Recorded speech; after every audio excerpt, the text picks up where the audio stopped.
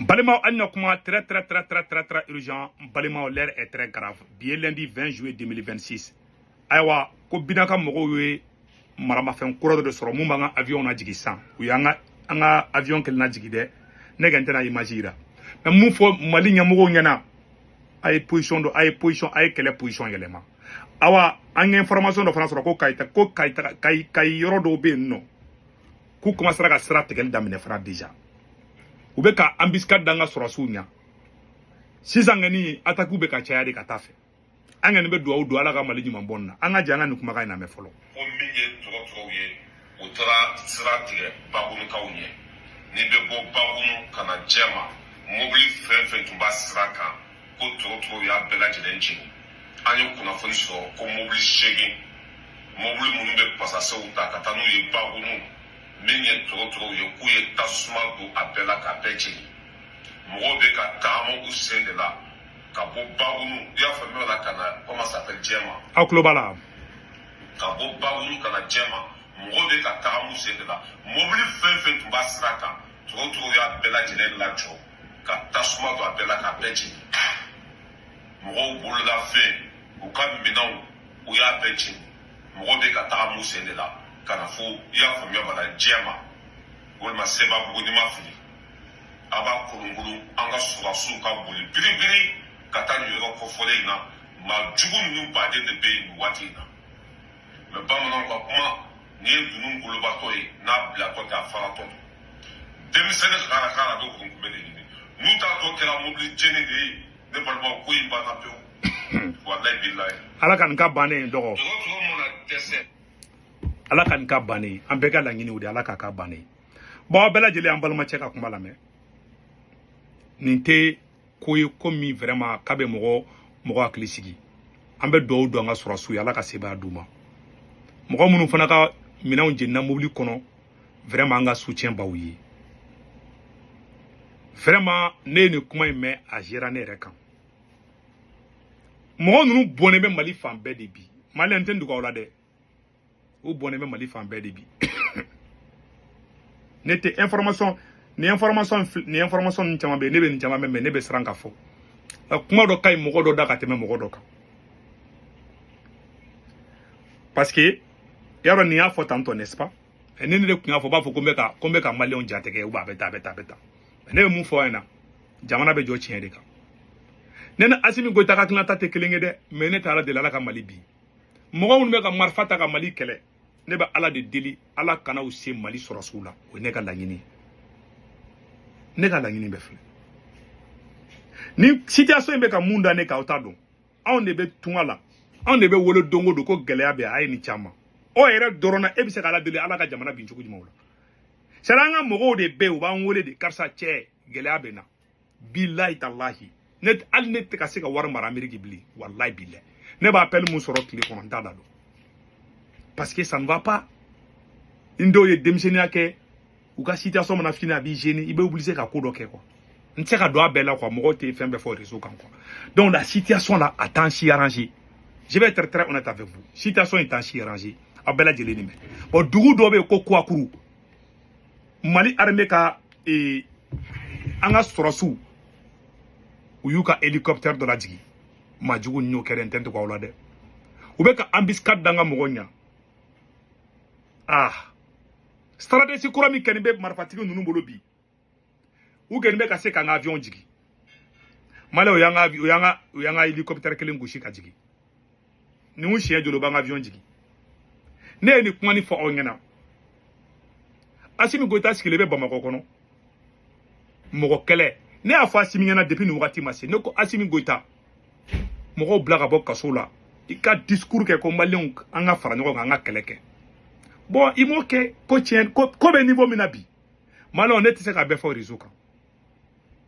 ala nga sorosu be mouvement munu ke kata ka boro nyogo te ka convoi ke ble o shite ka skebi avion munu fara be sorosu escorter mogo munu fara be ka fere de soro avion nuna arman kura do de be ka di mogo nunu mabi nu ya nga avion soro centre ba gushi u ya nga avion gushi ne ere nyedai ngalonte de bon n'aw ma fara ɲɔgɔn kan an bɛ se ka kɛlɛ kɛ cogo jumɛn bon an bɛ se ka fara ɲɔgɔn kan cogo jumɛn k'a to dɔw bɛ ka miliyariw suɲɛ k'o dun Bamakɔ kɔnɔ k'an ka mak'o kan u taara fɔ Mali tele la ko 80 miliyari ko suɲɛna o tigiw ma ye k'an ka mak'o kan bon n'an y'o fɔ u b'a k'a yi ka n'an y'a simi critique o la ko munna zone tɛ ka minɛ u b'a fɔ ko ayi ko an bɛ k'an ye maliden jugu de u b'a fɔ k'an ye terreau de u bɛ diɲɛ nkalon mɛn nɔrɔ an na n bɛ kumalenw hakili jigin fɛn kelen kɔ wagati o wagati ni maliyɛnw ma bɛn Mali juguw bɛ fanga sɔrɔ aw hakili b'a la 2012 Sanogo ni ka coup d'état kɛlɛ a bɛnbaliya fɛn fɛn bɛ na a bɛɛ bɛ sɔrɔ sɔrɔdasiw de nɔfɛ sɔrɔdasiw mana na chaque fois ka coup d'état kɛ u bɛ maliyɛnw kɔ don ɲɔgɔn na Sanogo ni ye coup d'état kɛ don min na maliyɛnw taara sɛta kɛ ministeriya place nɔfɛ Wagadugu an ye Kidali perdi ka Gao perdi ka Tombouctou perdi k'u to Bamakɔ kɔnɔ place ko kɛlɛ la o kɛra Sanogo tile la 2012 la donc k'a fɔ n ɲɛna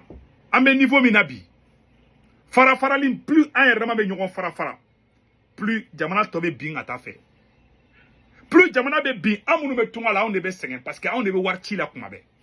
o de kosɔn ne dɔw sigilen Segu Tunkara ninnu ye fasoden jugu de bɛ fɛ Mali ka bin mais ne tɔɔrɔ mɛn ne kan bi aw t'a dɔn ne tɛ se ka ne y'a kuma mɛn n bɛ yala o ma di tɔɔrɔ mɛn ne kan bi ni gɛlɛya min bɛ ka na n ka somɔgɔw de bɛ yen mun farala ne ka charge kan Ala de b'a dɔn nin ko in na e bɛ se ka nisɔndiya o la cogo jumɛn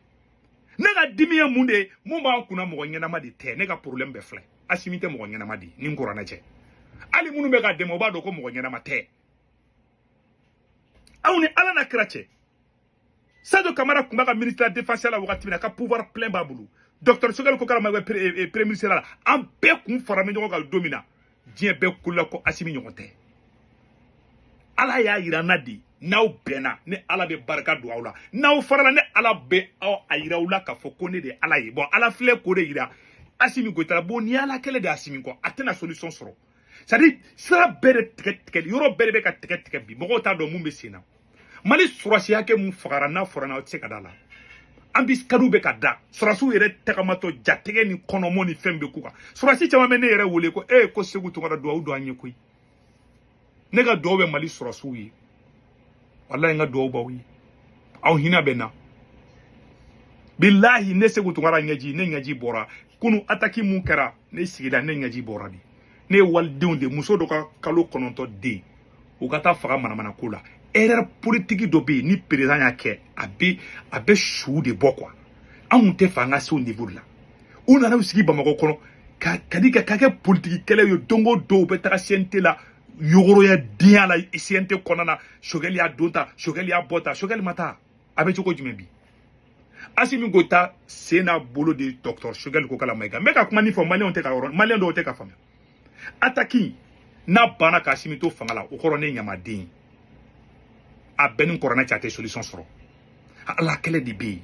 n bɛ maliyɛnw hakili jigin fɛn kelen kɔ ninnu ye coup d'état fɔlɔ min kɛ u ye janfa kɛ ko bɛɛ ɲagamunu bolo u bolibagatɔ de nana M5 ma u nana M5 ma docteur Sogɛli ko k'ala ma i ka papier dɔ de bɔ ka yir'u la n'a ye nin papier utiliser n'an jɛra k'an kɔnɔdiya an ka Mali mara ni nin papier ye les 10.17 mesures du M5 RFP o de tɔgɔ di Asimi ma a taara k'i cun n'o ye c'est à dire que fɛn min ye saba k'i cun n'o ye ka bɛɛ janfa Kidali tun bɛ an bolo Mali armée de tun bɛ yala ka taa terror ɲini a wagati ne Segu nisɔndiya kojugu an bɛ dugawuw photo bila non terroristes u su dugawu bɛ k'u su dun a ye taa ne ka vidéo kɔrɔ lajɛ l'armée monte en puissance des opérations aéroterrestres an nisɔndiyalen b'a n'an y'a bila Burkinabɔw bɛ kule k'u bɛ fɛ ka kɛ Mali kɔnɔ si ye Niger bɛ kule ni m'a dabila n bɛ kasi vidéo in na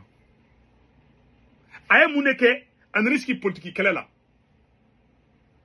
minnu kun t'a fɛ kunun comme olu ye manipulateur ye u bɛ se k'olu ka u sago ye an ka kɛlɛ vision kɛlɛ de mɔgɔ ko tɛ u y'an bɛɛ den kɛrɛfɛ parce que nous on n'est pas à acheter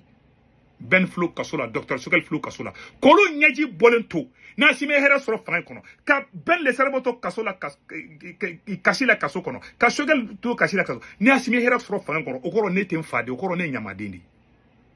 a y'a si a ka ɲin wɛrɛ billahi talahi an bɛ kabako ko dɔrɔn de ye ne ka laɲini tɛ dangaka tɛ foyi tɛ n bɛ ka kuma panparalen de fɔ aw ɲɛna bi n'a kɛra ka fuma tu ɲamɔgɔden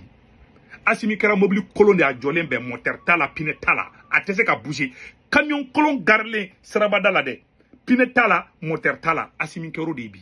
nafa foyi t'a la a tɛ se solution t'a bolo n'a solution sɔrɔ k'a fɔ ma tu ɲamɔgɔ de ye ala kɛlɛ de bɛ yen aw t'a kalama hali bi ne bɛ nin fɛn ninnu dɔn cɛ bi m'an bila diɲɛ kɔnɔ sa ne tɛ du fitinin den ne ye dubaden de ne ye kabilatigi ba de ne mɔna mɔkɛ ni mamuso de bolo ne ma mon fa ni ba bolo koyi ne mɔna mɔkɛ ni mamuso de bolo j'ai vu beaucoup de choses j'ai appris beaucoup de choses cɛ n'i ye ko kɛ cɛw tatɔ la cɛw segitɔ b'a k'i la Asimi filɛ digere min kɔnɔ hakɛ kɛlɛ de b'a kɔ ni kuranɛ cɛ mali sɔrɔsi ɲɛnama bɛɛ a bɛɛ minɛ ka don kaso la e bɛ se ka gagner kɛlɛ la cogo jumɛn an ka ministre ɲumanba an ma deli ka ministre min ɲɔgɔn sɔrɔ ministre de la défense Sadio Kamara ko kɛrɛfɛ mɔgɔ bɛɛ minɛ k'a bɛɛ don kaso la ka Sadio bila k'o faga ko e ka hɛrɛ sɔrɔ fanga kɔnɔ a y'a sigi a ka tugu a kɔ on va pleurer mais don min na plus Asimi bɛ mɛn fanga in na plus an bɛ sukasi de kɛ mun kɛra tile filanan aw t'a dɔn wallahi n'aw b'a dɔn aw tɛ kuma ne bɛ dan o yɔrɔ la a kan bɛn